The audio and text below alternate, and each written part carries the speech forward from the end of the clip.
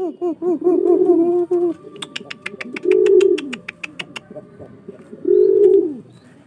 nih dia teman-teman ya, nih udah mulai giring lagi yang blorok ya.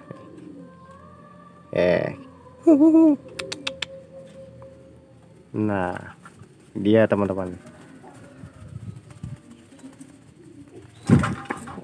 Nah, ini giringnya sudah bagus banget teman-teman ya. Nah, kebetulan ada yang bertanya ya untuk masalah giringan pada burung merpati ya.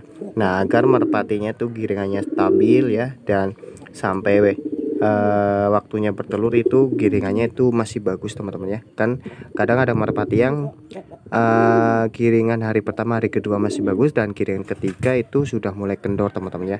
Nah, itu apa aja sih penyebabnya dan cara mengatasinya itu bagaimana ya. Nah, kali ini saya akan coba untuk sharing tahap-tahapnya atau cara saya dalam mempertahankan merpati tersebut agar giringannya itu awet dan tetap stabil ya. Nah, maka dari itu bagi teman-teman yang baru gabung tapi belum subscribe, silahkan ditekan dulu ya tombol subscribe-nya dan aktifkan tombol loncengnya supaya teman-teman gak ketinggalan jika di channel Dunia Merpati ini upload video terbaru seputar burung merpati. Nah, di sini saya akan coba jelaskan untuk merawat merpati yang lagi giring agar giringannya itu stabil, tetap keket keras seperti ini teman-teman ya. Nih merpati blorok saya. Oke, langsung lanjut ke tahapnya teman-teman. Nah, oke teman-teman ya. Nah, ini saya contohkan merpati blorok saya yang terbukti giringannya itu selalu stabil teman-teman ya. Nah, dalam merawat merpati yang lagi giring itu sebenarnya simple teman-teman ya, alias sederhana ya. Yang penting teman-teman itu telaten dan tekun ya dalam menangani merpati yang lagi giring ini agar giringannya itu tetap awet ya. Nah, biasanya kalau langkah pertama yang saya lakukan ketika merpati itu sudah mulai ngangkat giring ya, pertama-tama itu jemur pada pagi hari teman-teman ya. Nah, seperti ini kurang lebih jam 8 pagi ya teman-teman, jemur di cuaca yang cerah ya. Jemur kurang lebih 1 jam ya teman-teman. Nah, jemur kurang lebih 1 jam. Jadi antara bejantan sama si betina ini itu dipisah ya di kurungan yang berbeda teman-teman ya. Nah, itu saat proses penyemuran. Nah, itu perlukah dimandikan? Nggak perlu dimandikan teman-teman ya, karena pas proses pemandian itu pada saat cabut telur aja atau habis cabut telur ya teman-teman, itu paginya mandikan. Tapi kalau pada tahap ini teman-teman nggak usah mandikan, jadi cukup dijemur aja dua-duanya ya kurang lebih sejam ya. Nah, setelah itu teman-teman kasih makan ya. Nah, kalau merpatinya sudah mau nungguin betinanya, teman-teman umbar aja terus kasih makan teman-teman ya. Nah, setelah itu teman-teman bisa lakukan passing-passing kecil ya dari atas kurungan ke tanah ya. Jadi passing kecil atau pemanasan seperti itu teman-teman. Itu agar giringannya itu tetap stabil teman-teman ya. Jadi tidak dianggurinya. Nah, semakin merpati itu sering dimainkan, insya Allah merpatinya itu giringannya semakin bagus teman-teman ya.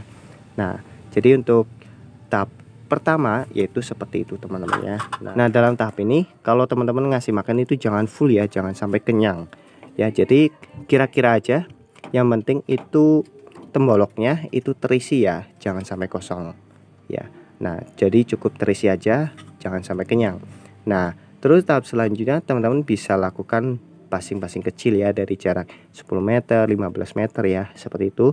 Nah, terus kalau teman-teman ingin latih seperti biasa, teman-teman boleh latih ya.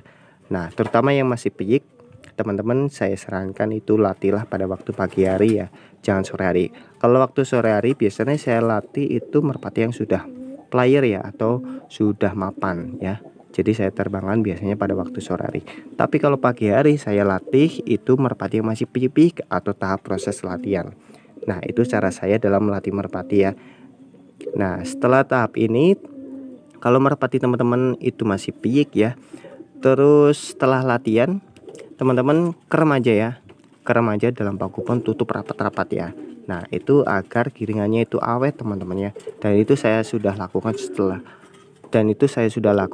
sudah beberapa tahun yang lalu ya. Semenjak saya kenal merpati, saya sarankan itu setelah dijemur terus kasih makan atau dipasing kecil-kecil, teman-teman kerem ya dalam pagupon ya. Nah, setelah dikerem sampai sore hari teman-teman keluarkan ya. Biasanya kalau merpati sudah giring keket, setelah dikeluarkan dari pagupon pasti giringannya itu mantap teman-teman ya, langsung jebret-jebret nabrak ke betinanya ya. Nah, caranya seperti itu. Nah setelah itu ketika mau dilatih, teman-teman kasih makan dikit ya, terus teman-teman latih dan terbangkan seperti biasa.